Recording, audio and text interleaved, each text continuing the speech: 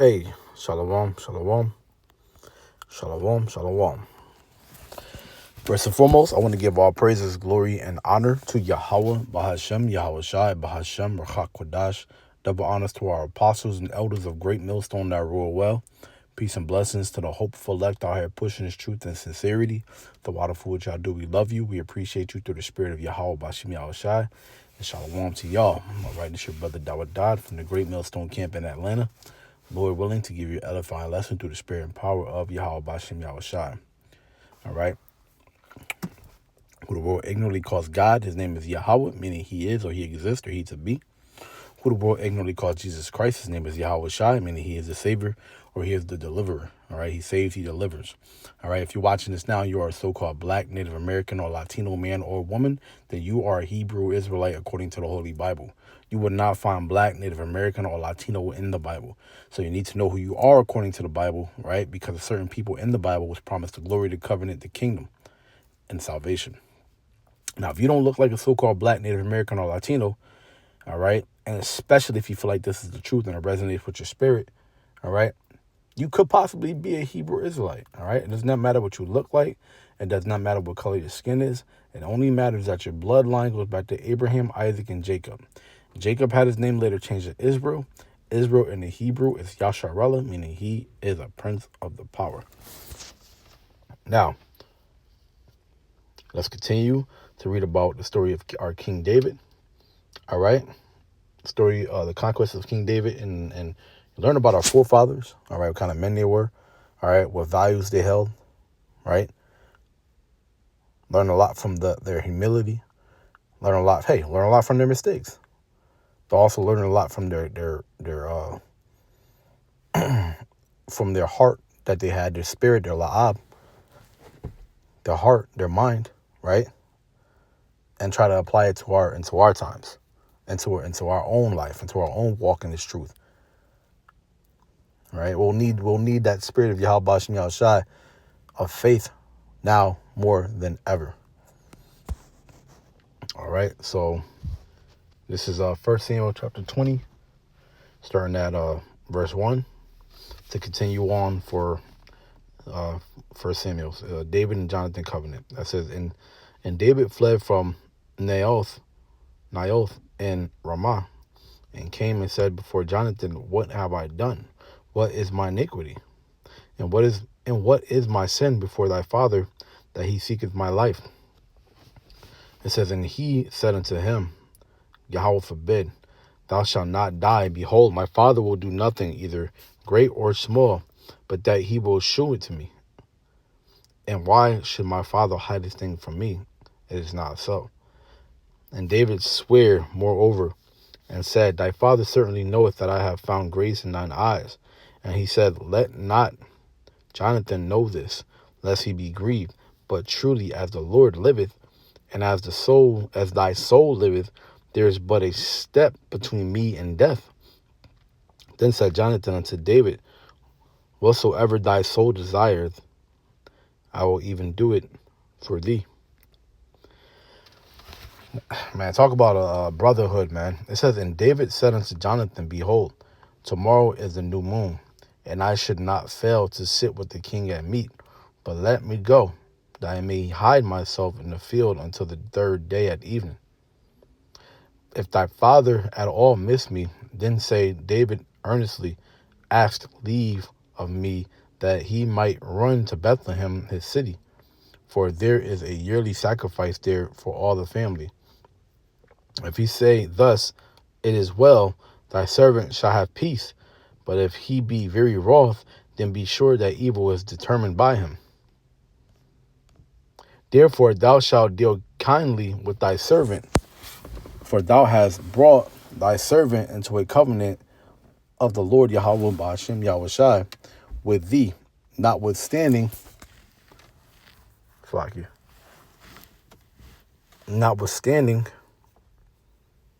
if there be any iniquity, slay me thyself, for why shouldest thou bring me to thy father? And Jonathan said, far be it from me, far be it from thee, for if I knew certainly that evil were determined by my father to come upon thee, Then would not I tell it to thee? Then said David to Jonathan, who shall tell me? Or what if thy father answer thee roughly? And Jonathan said unto David, come and let us go out into the field. And they went out both of them into the field. So now we have this, they have this plan, right? To, and you're going to see it unfold, but, it's a smart idea.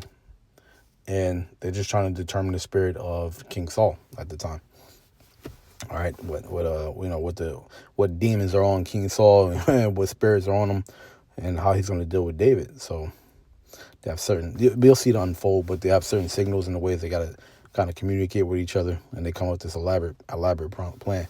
It says, and Jonathan said unto David, O Lord, Yahweh Bashim Yahshai, power of Israel, when I have sounded my father about tomorrow any time or the third day, and behold, if there be good toward David, and I then send not unto thee and show it thee. The Lord do so and much more to Jonathan. But if it please my father to do thee evil, then I will shew it thee and send thee away, that thou mayest go in peace, and the Lord be with thee as he have been with my father. And thou shalt not only while yet I live shew me the kindness of the Lord, that I die not.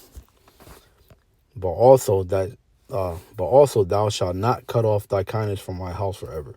No, not when the Lord hath cut off the enemies of David, every one from the face of the earth.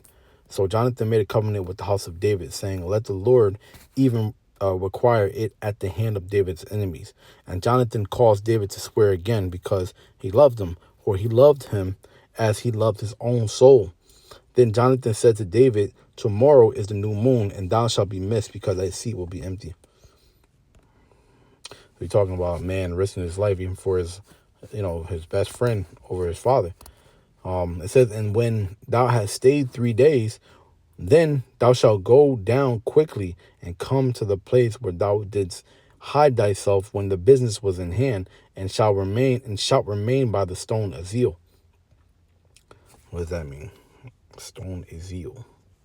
Or Ezel.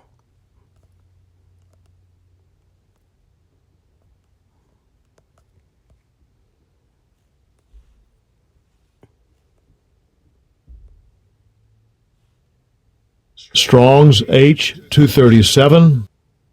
Ezel. Departure. Oh, okay. There you go. Got some context there. It says, and I will shoot 3 arrows on the side thereof, as though I shot at a mark. And behold, I will send a lad, saying, go, find out the arrows. If I expressly say unto the lad, behold, the arrows are on the side of thee, take them, then come thou, for there is peace to thee, and no hurt, as the Lord liveth. But if I say thus unto the young man, behold, the arrows are beyond thee, go thy way, for the Lord hath sent thee away.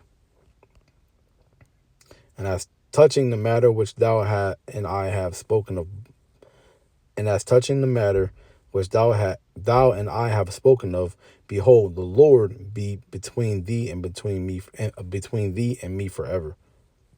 So David hid himself in the field, and when the new moon was come, the king sat him down to eat meat, and the king sat upon his seat, as at other times, even upon a seat by the wall. And Jonathan arose, and Abner sat by Saul's side, and David's place was empty. Nevertheless, Saul spake not anything that day, for he thought something had befallen him. He is not clean, surely he is not clean. And it came to pass on the morrow, which was the 2nd day of the month, that David's place was empty. And Saul said unto Jonathan his son, wherefore cometh not the son of Jesse to meat, neither yesterday nor today? And Jonathan answered Saul, David earnestly asked leave of me to go to Bethlehem. And he said, let me go, I pray thee, for our family hath a sacrifice in the city, and my brother, he hath commanded me to be there. And now, if I have found favor in thine eyes, let me get away, I pray thee, and see my brethren. Therefore he cometh not unto the king's table. Saul is angry with Jonathan. Then Saul's anger was kindled against Jonathan, and he said unto him, Thou son of the perverse, rebellious woman, do not I know that thou hast chosen the son of Jesse to thine own confusion, and unto the confusion of thy mother's nakedness? For as long as the son of Jesse liveth upon the ground, thou shalt not be established, nor thy kingdom. Wherefore now send and fetch him unto me, for he shall surely die. And Jonathan answered Saul his father, and said unto him, Wherefore shall he be slain? What hath he done? And Saul cast a javelin at him to smite him, whereby Jonathan knew it was determined of his father to slay David. So Jonathan arose from the table in fierce anger, and did not eat no meat the second day of the month, for he was grieved for David, because his father had done him shame.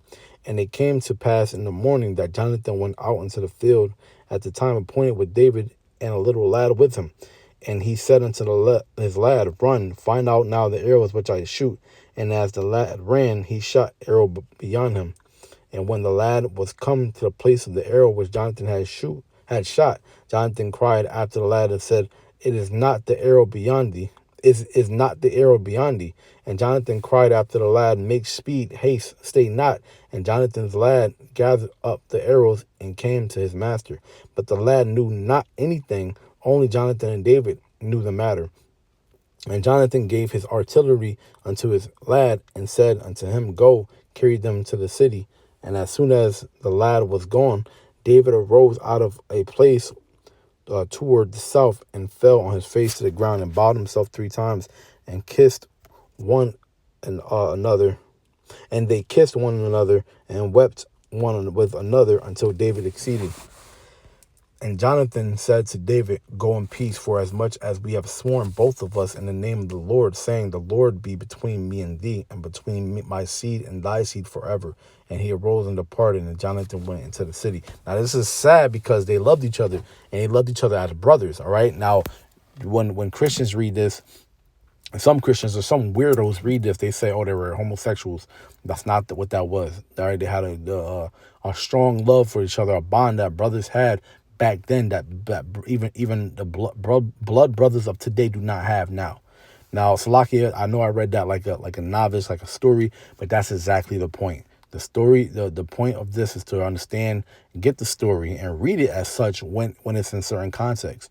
All right, there's meaning behind these words here, but for this is just us understanding the conquest of David, how he prevailed from the hands of pretty much Satan, man. Let's just say that, because demons were put onto Saul when David did nothing. So we're thinking about the times that we're in today, how we're going to have to face